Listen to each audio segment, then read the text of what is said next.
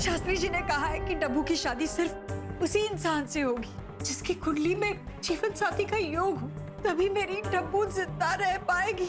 सिर्फ तुम ही मेरे डब्बू को बचा सकते हो।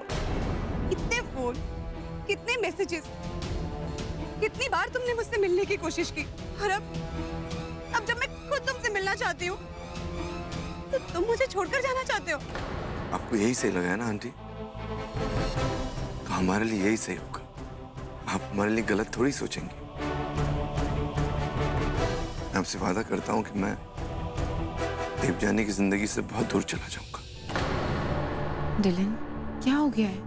अभी सुबह जब मैं ऑफिस जा रही थी तब तक तो सब ठीक था। हम दोनों डिस्कस कर रहे थे कि हम अपना डे कैसे स्पेंड करेंगे। तो फिर अचानक से 4 घंटों में ऐसा क्या हो गया कि आप यहाँ वापस आ गए? तुम्हारे साथ नहीं रह सकता। आजादी चाहिए मुझे इन सारे बंधनों से। आप सिर्फ एक मतलबी इंसान हैं जो सिर्फ लड़कियों का फायदा उठाना चाहता है। हमारे बीच में बात करने के लिए कुछ नहीं बचा। Please go. ठीक है, मैं जा रही हूँ और दोबारा वापस लौट के कभी नहीं आऊंगी। डब्बू से बात हुई क्या?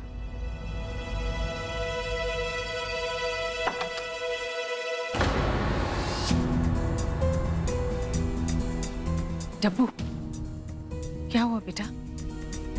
तेरी बात हुई डिलन से? सब कुछ खत्म हो गया माँ, बिल्कुल सही थी। डब्बू, बता ना पूरी बात। क्या कहा डिलन ने? पूरी बात ये है माँ कि हमारा रिश्ता टूट चुका है। बेहतर यही होगा कि आप या घर में कोई भी उनका नाम आगे से ना ले। आज के बाद आप सब भूल जाइए कि डिलन नाम का कोई इंसान हमारी जिंदगी में था, और मैं भी भूल जाऊंगी।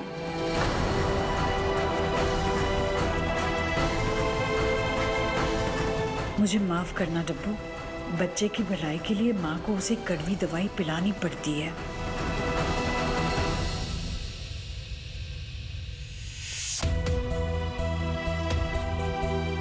जाओ, उसे संभालो। जी माँ। अच्छा।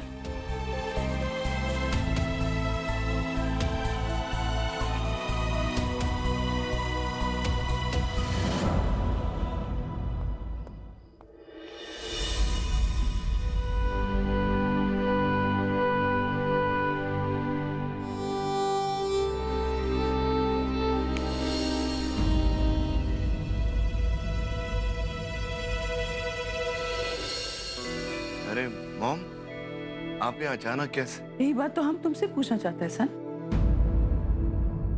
तुम यहाँ कैसे?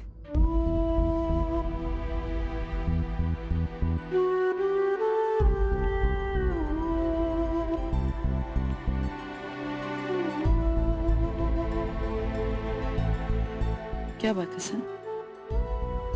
क्या हुआ? नहीं मॉम, कोई बात नहीं। चलो, देवजानी और मेरे बीच में ना सब खत्म हो गया। What?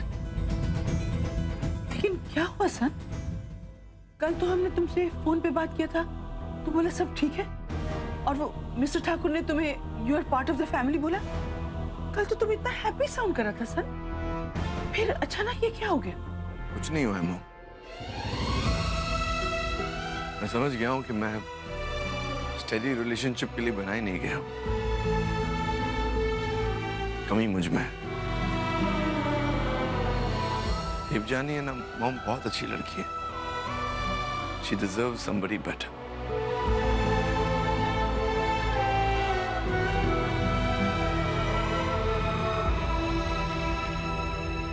हम अपना सन को अच्छी तरह जानता है, वो कभी किसी का दिल नहीं दुखा सकता।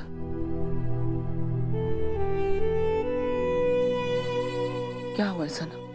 हमको बताओ। हम कुछ नहीं हुआ है, मैंने आपसे कहा ना, कुछ नहीं है। सच ये नहीं है सन, सच वो है जो तुम अपना मॉम से छुपा रहे। कोई बात नहीं, तुम हमको नहीं बताना चाहता तो हम मिसेस ठाकुर को फोन करके पता कर लेगा।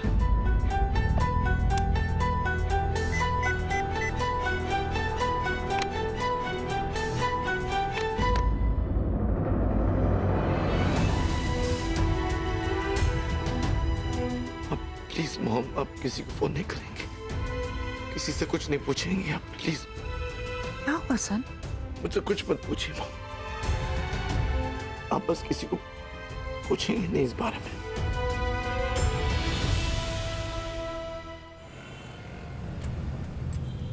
आप लोग मेरे पंजाब की बातें बड़ी गौर से सुनिए और सब याद भी रखें, दिल खुश करता तो। दोनों की हाथ की रेखाएं बता रही हैं। आप दोनों एक दूसरे के लिए ही बने हो।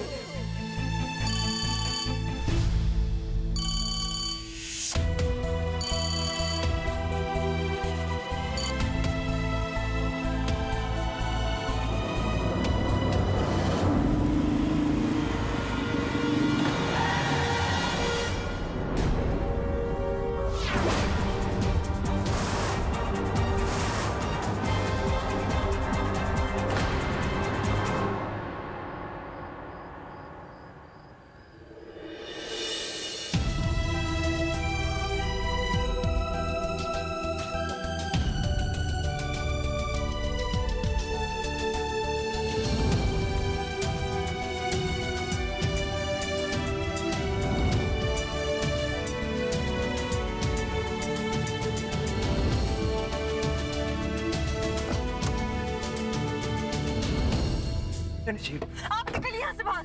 चंडी जी प्लीज मेरी बात सुनो, आप तो मुझसे बात ही नहीं कर रहे। क्यों करूँ मैं आपसे बात? ताकि आप फिर से मुझे अपनी मीठी मीठी बातों में फंसा लो और शादीशुदा होते हुए भी आप मेरे से फ्लर्ट करते हो। आप समझते क्या हो मुझे कि मैं कोई ऐसी वैसी लड़की हूँ जिसके दिल के साथ तुम जब मर्जी खेल सकते हो? Mister Rajbir Oberoi, you are wrong. जी ऐसा कुछ नहीं है। ऐसी बात नहीं है तो कैसी बात है? वो औरत आपके सामने बोल रही थी कि वो आपकी वाइफ है, पर तुम्हारे मुंह से आवाज तक नहीं निकली, क्योंकि ये सच है, वो आपकी वाइफ है।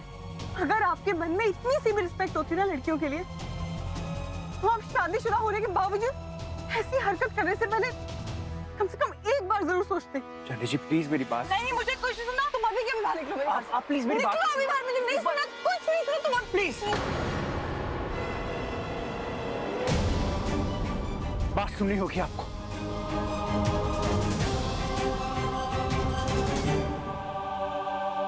प्लीज, हर कहानी के दो पहलू होते हैं।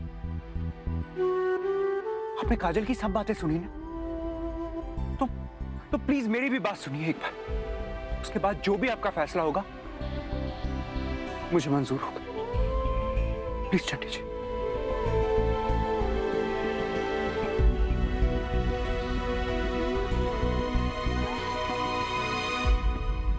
मैं और काजल एक ही कॉलेज में पढ़ते थे। काजल हमेशा से एक बच्चों जैसी जिद्दी लड़की थी। वो दिल्ली भी अपने घर से भाग के आई थी पढ़ाई करने। इनफैक्ट मैं ही उसका एक फ्रेंड था। और कॉलेज के बाद हम दोनों ने शादी कर ली। वो जो चाहती थी मैंने उसे दिया। इतना काम किया कि उसकी हर विश को पूरा किया। फिर धीरे धीरे मुझे एहसास होने लगा कि हम दोनों के बीच में प्यार है ही नहीं। जब भी उसको कुछ चाहिए होता है बस वो तभी मुझसे बात करती है, नहीं तो अपने फ्रेंड्स में, पार्टीज में, क्लब्स में बस हमेशा वहीं बिजी रहती है। अगर मैं उससे कुछ कहता था, कुछ मना करता था तो वो रूठ के चली जाती थी। और फिर जब मेरे सब्र की हद पार हो गई तब मैंने उसे तलाक के लिए कहा। उसके बाद वो फिर से घर छोड़ के चली गई। उसके बाद मैंने उसे बहुत मैसेज की, कॉल्स की, लेकिन उसका कोई जवाब नहीं आया। लेकिन पता नहीं वो कहां चली गई। और उस दिन कैफे में 2 साल बाद अचानक से वो आ गई। लेकिन अब बहुत देर हो चुकी थी, क्योंकि मैं तुमसे प्यार करने लगा।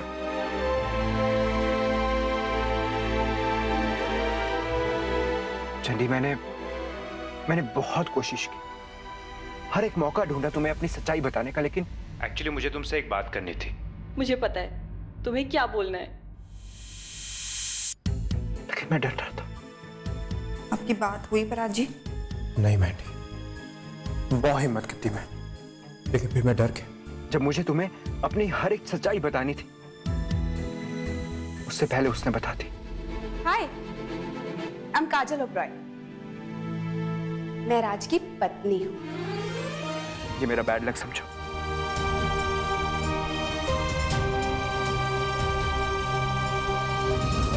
मैं तुमसे बहुत प्यार करता हूँ चंडी, और मैं जानता हूँ तुम मुझे बहुत प्यार करती हो। जो एहसास मुझे तुम्हारे साथ हुआ है वो आज तक कभी नहीं हुआ, किसी के साथ नहीं हुआ। मेरी मोहब्बत, मेरी शिद्दत, ये मैं जानता हूँ और मेरा रब जानता है। मैं जानता हूं कि मैंने गलती की, आपको कुछ नहीं बताया, लेकिन छठी उसकी भी वजह थी। मैं तुम्हें खोना नहीं चाहता था।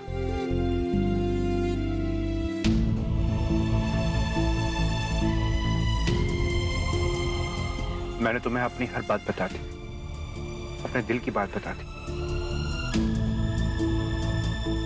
अब जो भी तुम फैसला लोगी वो मुझे मंजूर होगा।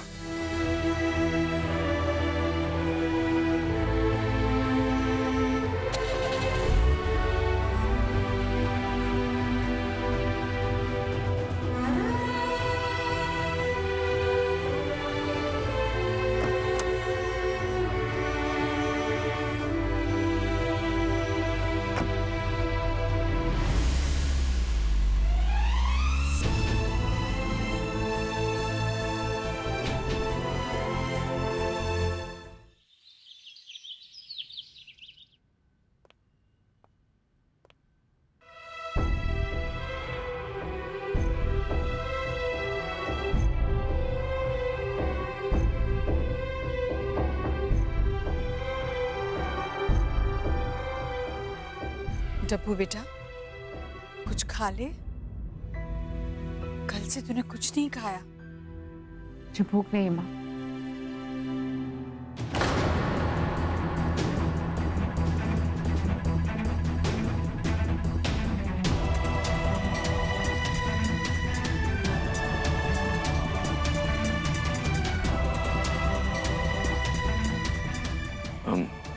मेरे ऑफिस का कुछ सामान रह गया था, मैं उसी के लिए आया हूँ। माँ, इनको बोल दीजिए कि इनका सारा सामान मैंने ऑफिस पहुंचा दिया और आज के बाद ये दोबारा यहाँ कभी ना आए।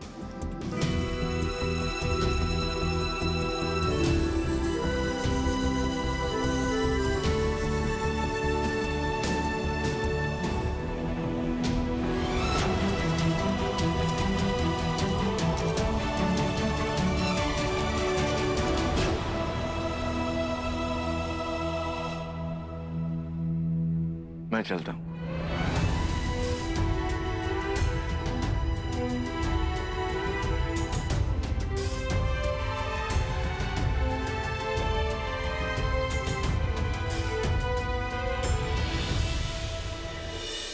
विक्की का लॉयर कोर्ट में आपके इस नर्वस टेम्परामेंट का फायदा उठाए तो? मैं नर्वस नहीं होती और कोशिश करती हूँ कि मुश्किल हालात में भी स्ट्रांग रहूं। क्या बात, तो क्यों ना एक रिहर्सल हो जाए? ओके।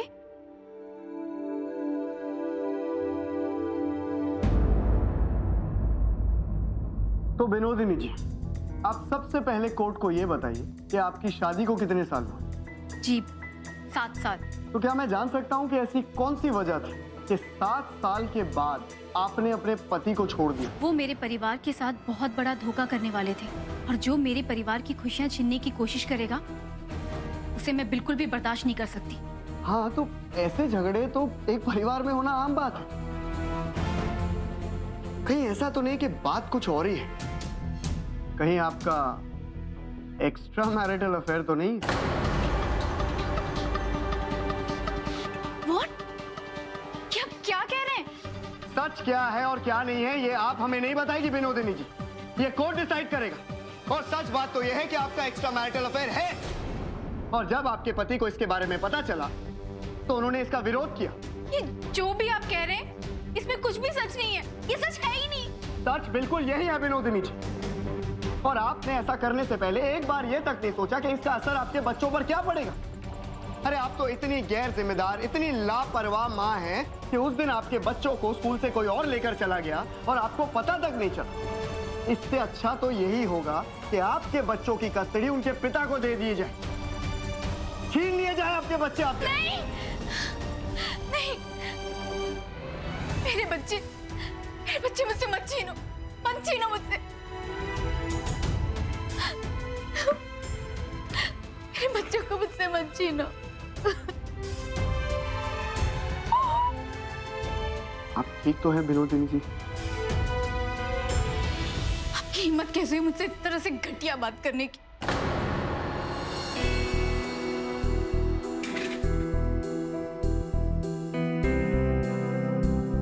आप प्लीज पानी लीजिए।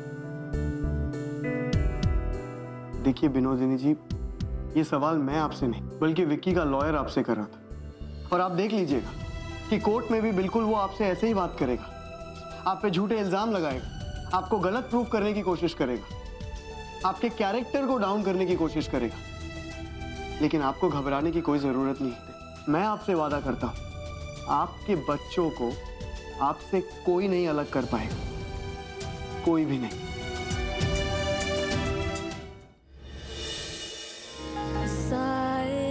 मुझे ऐसा लग रहा है कि हम एक दूसरे के साथ रहकर एक दूसरे का टाइम बर्बाद कर रहे हैं बस।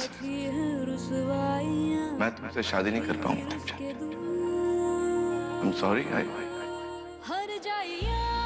think it's over now. मुझे इस रिलेशनशिप का फ्यूचर नजर नहीं आ रहा है, बस that's about it.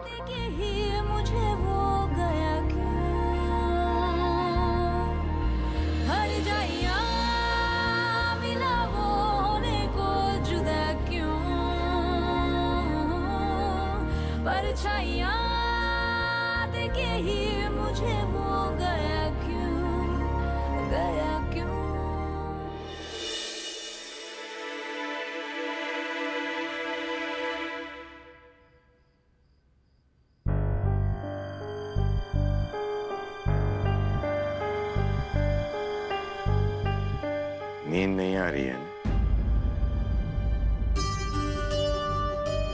नहीं, कैसे आएगी? जिसकी बेटी इतने दर्द में हो,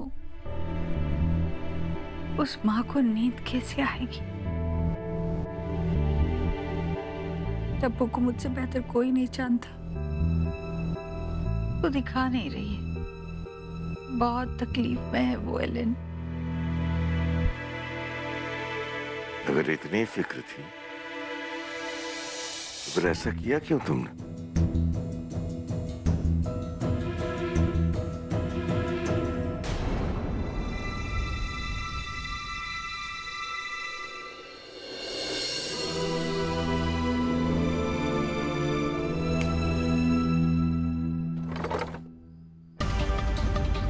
ये पत्रिका वाला झूठ क्यों बोला तुमने?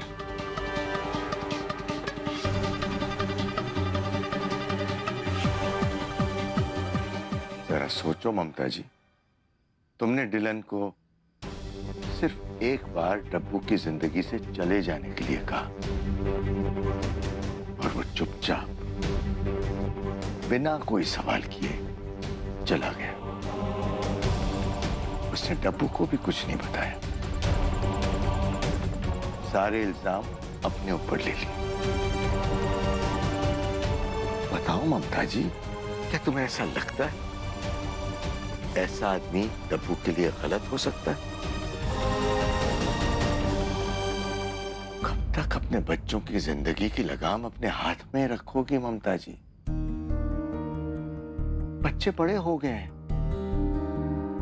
सही गलत का फैसला समझते हैं। उनकी खुशी में ही तो हमारी खुशी है और होनी भी चाहिए। कब तक अपनी खुशी उन पर थोपती रहोगी?